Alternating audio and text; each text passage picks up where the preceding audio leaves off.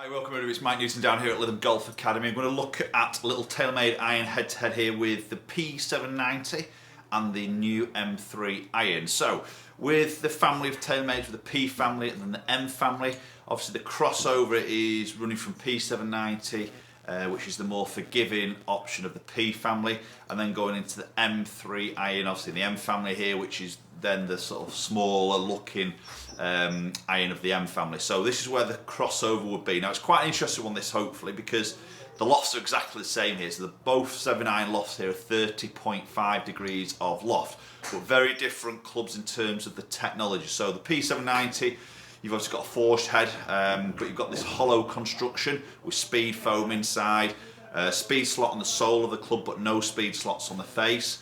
Very nice sort of looking golf club, being a very popular option through fittings. And then you've got the M3, which is non-forged. Obviously it's more of the cavity here now with this new rib core technology supporting the club face a little bit more in terms of getting energy back into that golf ball to increase ball speeds across the face. Speed slot in the sole and also in the face. So two slightly different designs of golf clubs here, both the same loft, and it'd be interesting to see maybe for the guys out there wanting that forgiveness, but maybe wants that need to look, but then wants maybe possibly might prefer the feel of a forged iron, or prefer the slightly cheaper price of the M3 because obviously it's not forged. So we're going to go through that today. We're going to hit them head to head here on GC2 HM2. We'll look at some numbers a little bit more detail in terms of ball speed, launch spin, a little bit of feedback from myself in terms of looks and feel, and then we'll see maybe which iron possibly might suit your game.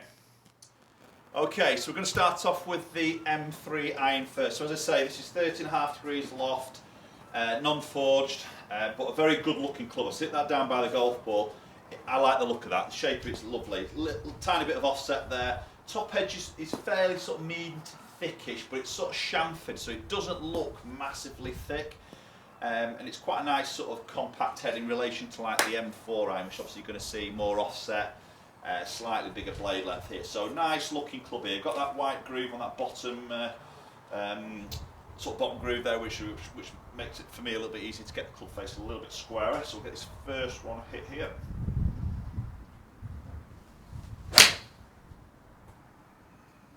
Okay, that's a lovely strike there, nice straight golf shot. Well, it's just catching that right edge actually.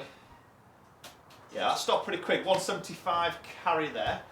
And that was a good spin. That was up there at 7,000, that spin number there, so decent spin number to start off with.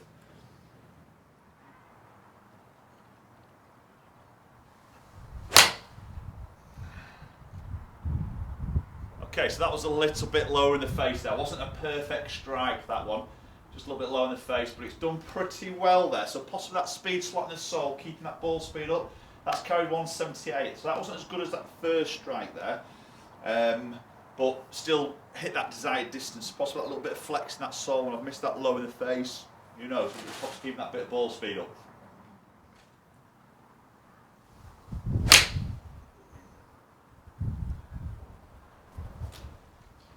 That feels really quite nice. That struck that one really well.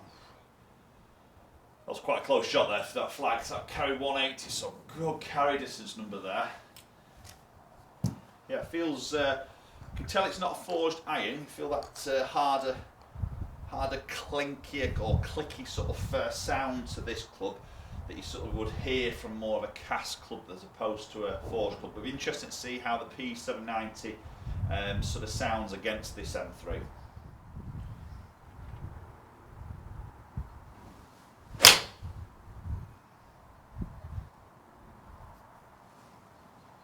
Okay, decent strike again there. That's hitting the green quite nicely. Yeah, 185 carry. So some pretty powerful numbers that we sort of expect to see from this type of iron at 30.5 degrees of loft. So let's flick into the P790 head. We'll keep the same shaft. P790 head, we'll see how that compares to M3. Okay, so we've now got P790 in our hands here now. So as I say, this is a forged head, 7-iron, same loft as M3 at 30.5. And again, it's a good looking golf club, just that tiny bit of offset there, pretty medium top edge there. Probably if anything it looks slightly thinner than M3 on that top edge. I'll give you a little close-up view of the heads together there. It loses that white bottom groove here now, so it's just a very plain sort of looking golf club in terms of the head anyway, but again it's a very good looking golf club here. So as I say, this is a hollow design here now, so it's got this speed foam here which is supporting the face, so talking about greater ball speeds here. Face slot in the sole like we had with M3, but we then now lose them in the toe and the heel of the golf club here. So but let's get this first one hit here.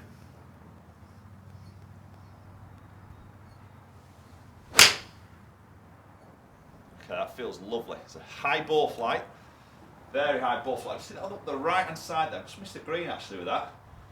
But it felt really solid off the club face. 173 carry. Okay, that's spun at 6,700. Definitely a higher ball flight straight away there. Maybe because I've just hit that little bit up that right hand side. It's just gone a little bit higher than maybe a straighter shot. Okay, so that's two I've hit to the right, one with the M3, one with P790 here. So I have hit two very similar right shots with both irons here. So hopefully these will be a little bit better now. So this next one hit. Oh, feels lovely. Definitely a little bit more of a muted sound there with that P790. It doesn't sound quite as loud as the M3 iron there, so maybe a little bit of that hollow design. Sometimes we sort of see that with the hollow heads, it gives it a little bit more muted sort of sound. So obviously fill it with a substance there which kills a little bit of sort of, or breaks up the sound vibrations and acoustics of the actual club.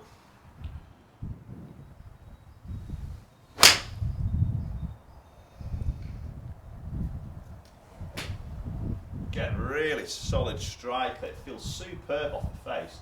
And looks to be stopping pretty quick on those three shots. That was 179 carry, a little bit more out of that. Yeah, and that spun around 6,200 there. So just seeing a slightly higher spin number here with the P790 against that M3.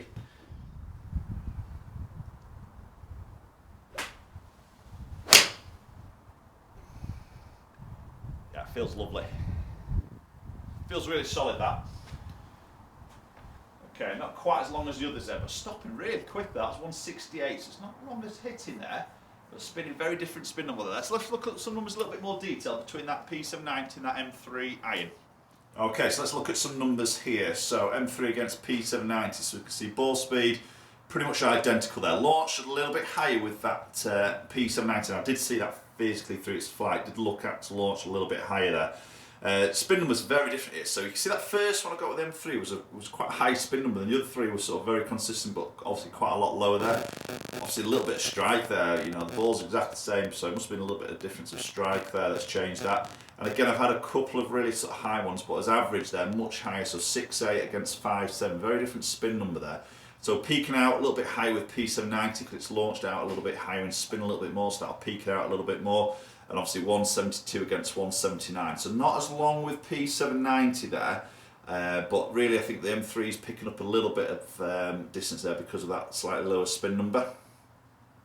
Right, okay, so there we have it, M3 against P790. So as we said earlier, two different irons in terms of what's happening in the heads here. Hollow design with P790 filled with a speed foam. M3 standard sort of cavity iron there with ribcore technology, more face slots on there. Both sort of obviously same loft there at 30.5, but this transitional you'll see going from the P range into the M range, and these are the two sort of crossover irons here.